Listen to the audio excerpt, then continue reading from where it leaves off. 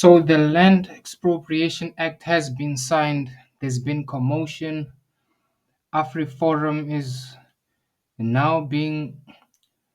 I think political parties are opening cases against AfriForum for treason. Trump has signed an executive order allowing Afrikaner people into the United States as refugees.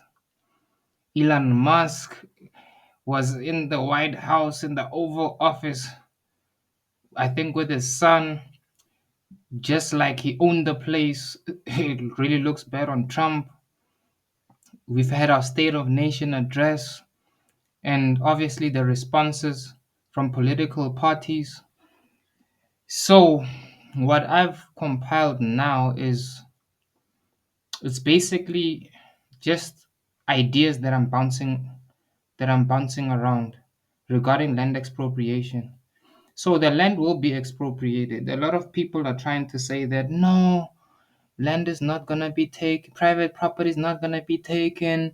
No, the land is not gonna be expropriated this way or that way. At the end of the day, this act does pave the way for a complete land expropriation uh, exercise to take place, an effective one. You understand what I'm saying? So, excuse me, I'm just having a cup of coffee.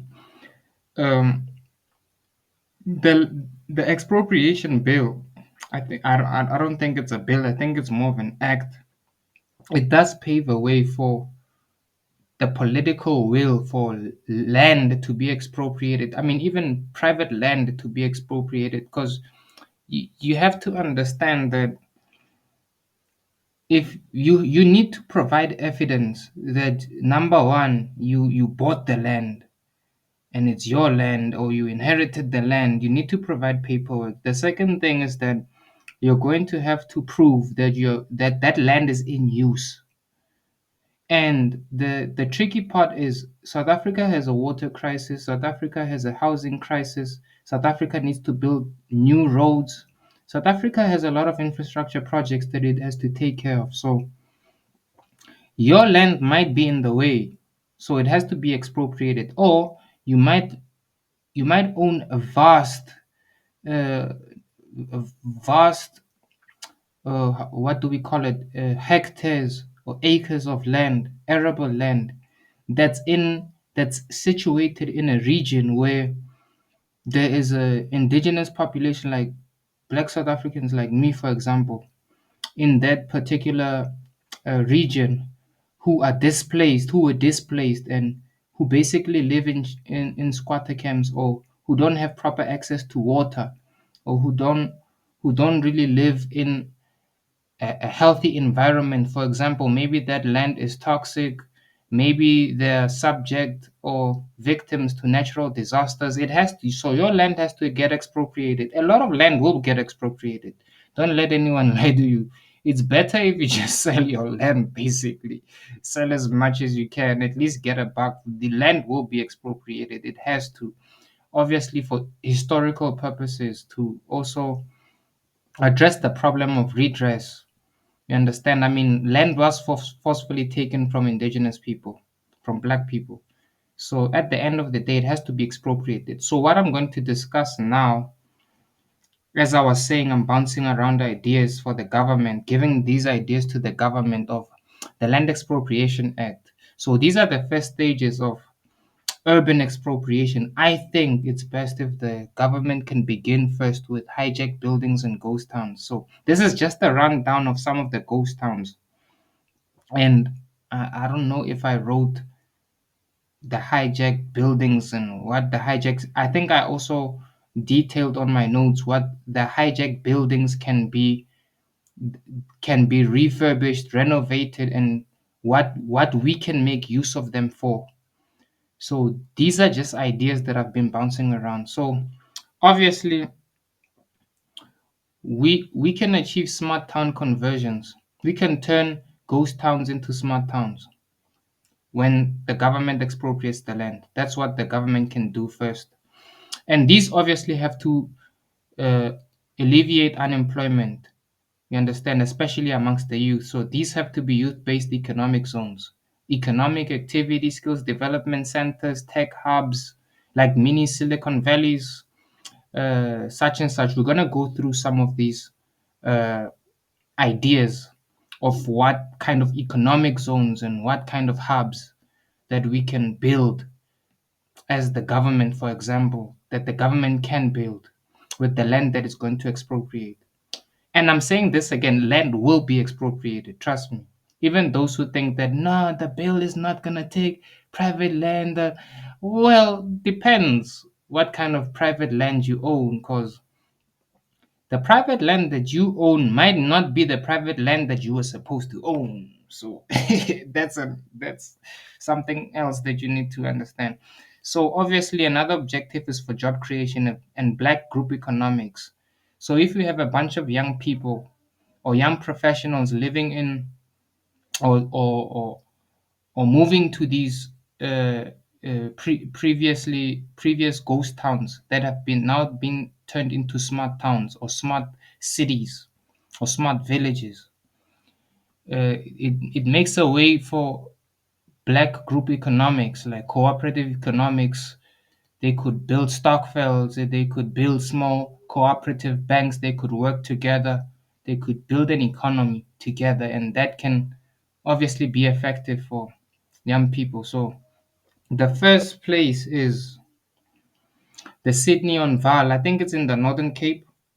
This can be refurbished. This can be turned into a solar and renewable energy city because the Northern Cape does have, I think it does have uh, more sunlight. I think it has more, I don't know what we call it. There's more sunlight. There is potential for solar energy. Like there's the sunlight there in the north. I don't know how to say it in English, but it it the the sun there sets very late, so the government can turn this into an energy hub. This particular um, region, Sydney on Val, I think it's Sydney on Val in the Northern Cape. Understand? So this can attract like energy startups and investors to develop like research hubs, manufacture solar panels, like take exploit this opportunity, provide skills training for young people and young entrepreneurs in renewable energies. I think in the Northern Cape, Amazon has built a solar farm. I'm not sure, but the Northern Cape has solar energy potential. I think also wind as well. I'm just English is not my mother tongue, so I don't know how to say it properly. But you can develop eco-friendly towns and solar-powered infrastructure there as well. So on my next list, there's a place called Far.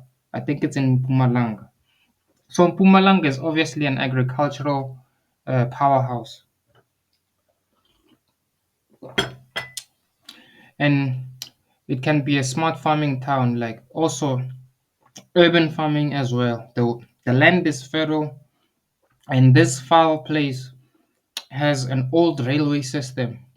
It's dilapidated, but it has farming history and an old railway system that can be revamped. So Prasa can run through here. Young people can move over here. Understand they can engage in high-tech agricultural farming. We understand develop agri-tech. We understand agro-processing plants.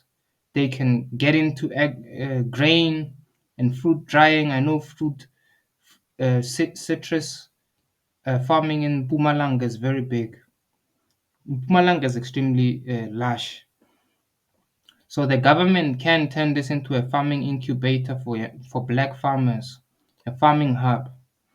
Obviously, vertical farming, urban food security projects, hydroponics, aquatics, apiculture, which is bee farming, and universities can also send agricultural sciences students there. They can rent out farm lots to them there to start out their farms, work integrated learning as they complete their studies, and so forth and so forth. Another place is Leitsdorp. I think it's in Limpopo. So this can be a good place for beneficiation, mineral beneficiation. Understand, gold processing, because it's a former gold town. This place, I think Limpopo has about over 20 to 30 mines. So this ghost town can be refurbished into like a mining town, a gold beneficiation or an iron beneficiation town for young people. So it could still be rich in minerals. Understand? So artisanal mining could also be an opportunity for young people as well, giving opportunities for these young black farm miners. Excuse me.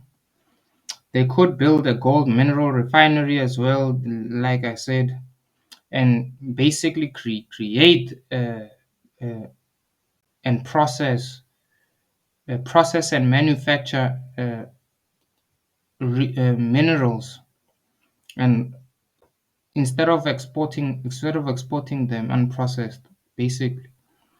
So, and obviously, as jewelry manufacturing design schools and use profits to fund infrastructure, housing that could develop into tech hubs.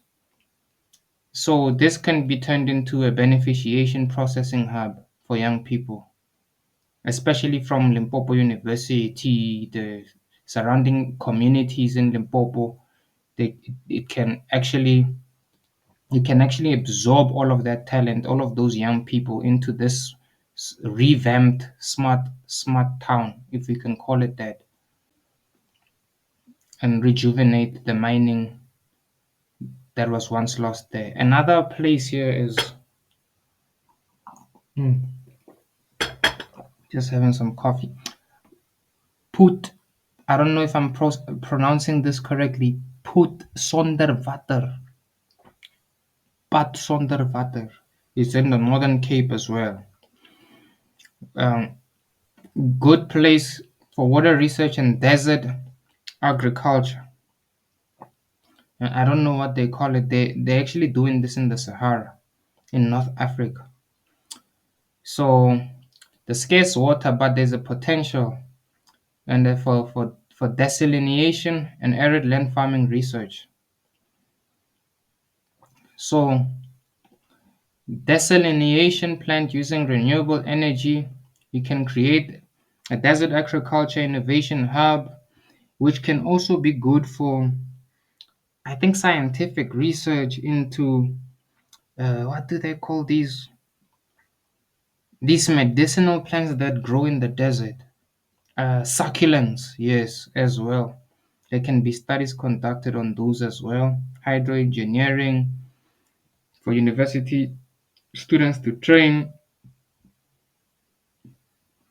Obviously, maybe also tourism as well.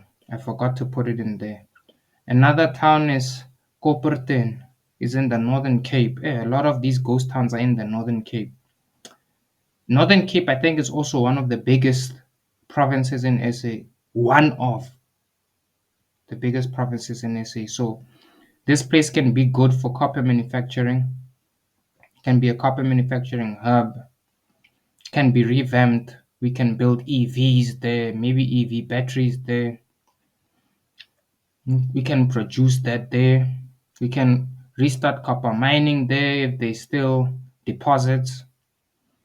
You understand? So we can manufacture cars. We don't have to just manufacture in in the Eastern Cape. We can make use of this town there, and maybe if there's still copper deposits in this town, in this ghost town, or this new smart town of ours.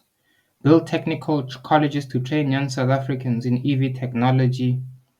Obviously, establish logistics export hub for raw process materials. We can also use Transnet to move these goods around and to the ports, maybe sell these EV batteries, or maybe create our own cars, maybe convert cars into EVs. Young people can do that. And then number 6 is Pomfret, Northwest. So this could be a perfect place for state-owned enterprises like Denel and the SANDF can get young people here for military and aerospace engineering. Understand, it's a former asbestos mining town and it was strategically located.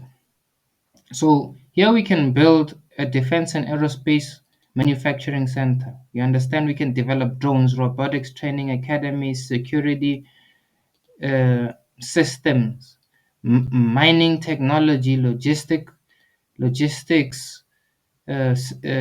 systems as well. We can partner with SS defense industry, obviously, like I said. It's in the northwest. There's a lot of steel there. Manufacture aircraft and defense tech. Develop training center for black pilots, engineers, and technicians. So it's a good place that we can get maybe the Denel Academy in this region here to build some kind of like an aerospace hub for young people. Number 7, Deep Gazette, Mpumalanga as well. I think it's perfect for ecotourism. It's a former asbestos mining town as well. It could be restored. So we could have, it could turn into a nature reserve. We could create jobs in conservation, tourism, accommodation, campsites. Understand? Also develop medical research centers focusing on certain diseases. Understand? So it's that type of town here. So another one in Mpumalanga, Eureka City. We can build cultural villages there for the creative economy. It's a historic town, but it's perfect also for tourism. So focusing on what African art, film, music production, you understand, art galleries. Maybe we can also build events arenas for uh, festivals, establish African storytelling, gaming industry incubator as well, film studios as well are yes, and obviously art spaces, artistic and creative spaces for musicians and authors. Understand what I'm saying? Like community centers for creatives and such annual festivals, like I said. Then the ninth one is in Millwood. This is in the Millwood. It's in the Western Cape.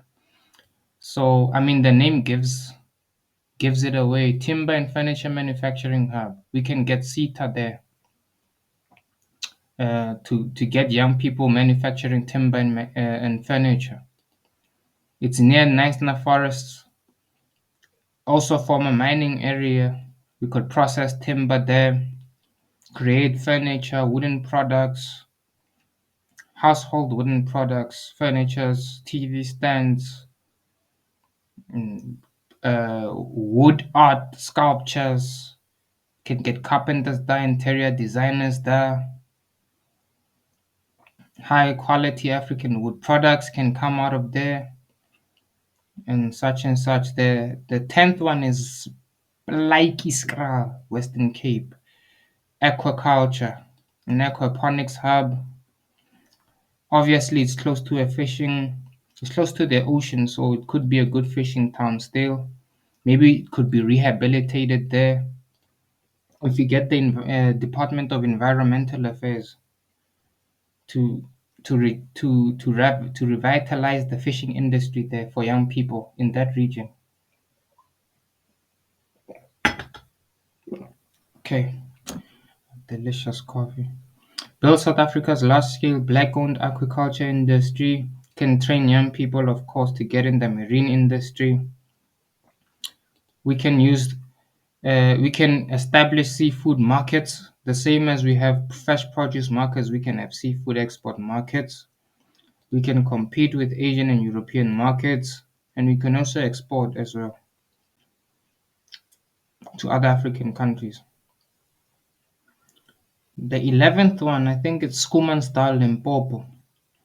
I think it's a perfect region there for Transnet, transportation, the logistics of goods, maybe steel products, wood, agricultural products, uh, uh, across Limpopo, Gauteng, yes, through Tshwane as well.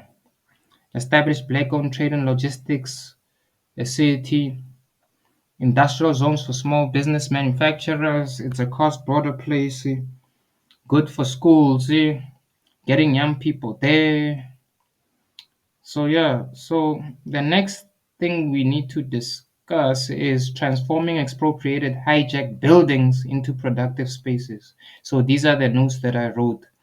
I think for the first stage of expropriating land, we also need to the government needs to focus on expropriating and basically taking hijacked buildings, not just ghost towns, but taking hijacked buildings and obviously refurbishing them and renovating them back into rehabilitating these hijacked buildings. I'm sorry, so that they can benefit the local community.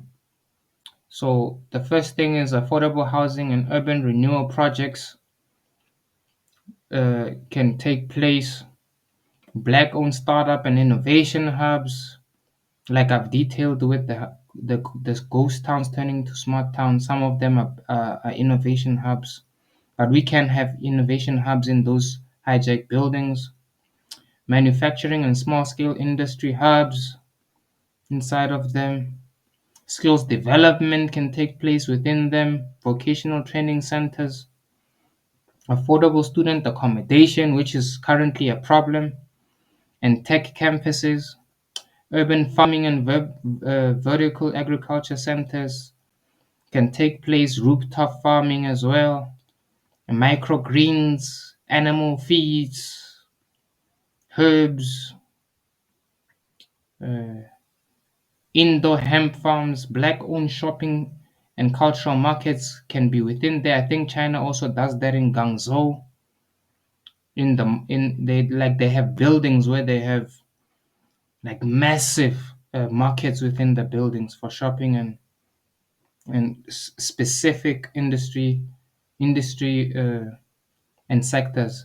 Like Shenzhen focuses on technology, and they have like Shenzhen Mall where they have Chinese businesses and they're just selling tech. And we can also use these hijacked buildings for digital and media production studios, of course,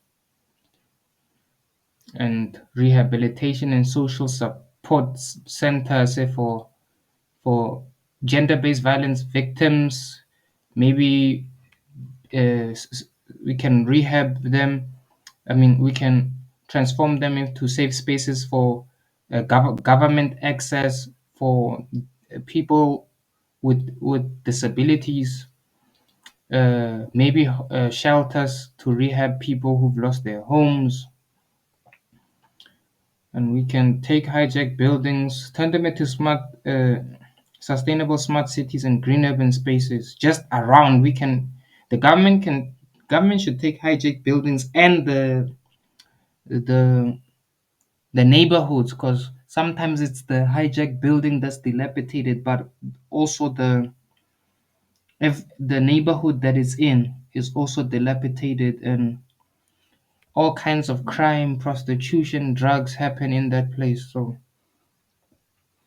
the government should expropriate those spaces and turn them into healthier uh, venues for everyone. So I think in a nutshell, that's it. These are just my ideas on what could be the first stages of urban expropriation. Hijack buildings and ghost towns, turning ghost towns into smart towns, and turning hijacked buildings and those urban and those inner city areas into more, how can I say this, refurbished living spaces that can be used for various things, in that can be of assistance for our community. Also, police stations and hospitals, schools. What else? What else can we so? What else can we do in uh, the hijacked buildings? There's so many things that the government can use hijacked buildings for. Um, I'm all over the place. I'm just going on off on a tangent, but in a nutshell, that's it. So yeah, I think, yeah, that's it. See you next time. Don't forget to subscribe though.